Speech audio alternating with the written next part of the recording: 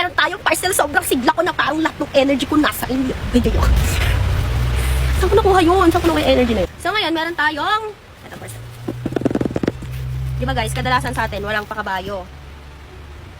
And then, lagi tayong sa kama lang, ganun pa sa kumot. Di ba? So ito, hindi na tayo mahihirapan. Kita ko ang pambukas. Ang mahiwagang pambukas. Ang sakit, never go away from me. Ang sakit. Ang tibay naman ng ano nito. Sana mabuksan ko siya, guys. Sakit in fairness. Siya ay Manheld Garment Steamer. Rin. Kasi, eto guys, hindi nyo na kailangang maglatag pa ng pakabayo, gano'n, o kaya ng kumot pag walang pakabayo. Ito guys, ihahanger nyo lang yung damit and then makaplanta na siya. Maglalagay lang kayo ng water.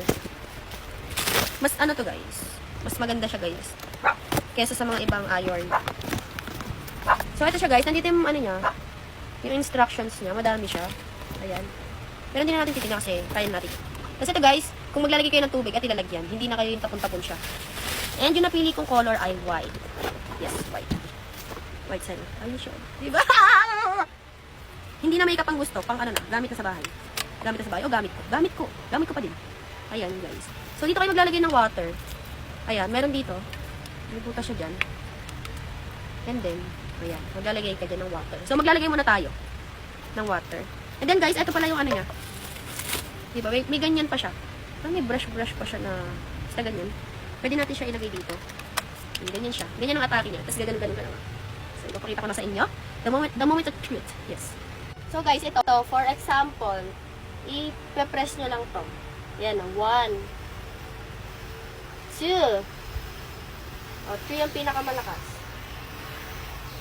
Yung lakas niya, grabe naman. Ito nyo ba? Naman yung lukot. So, ito. Parang mas maganda kung walang brush. Guys, tinanggal ko yung ano. O, ganyan siya. Ganyan yung usok niya. 1 pa lang to. So, 2. Diba? Ang lakas. So, ayan. Tingnan natin kung matatanggal niya yung lukot sa volley.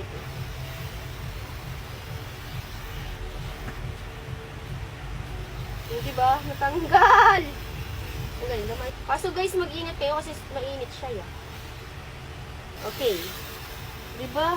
Ang galing, matanggal yung lukot. Bagay ito guys sa mga nagmamadali kasi hindi nyo na kailangan maglatag pa ng pakabayers. Diba?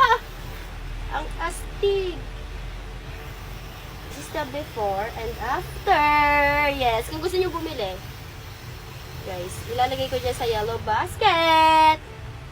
Magplansya na kayo. Baka habulin kayo ng plansya sa daan pag lukot-lukot yung damit nyo.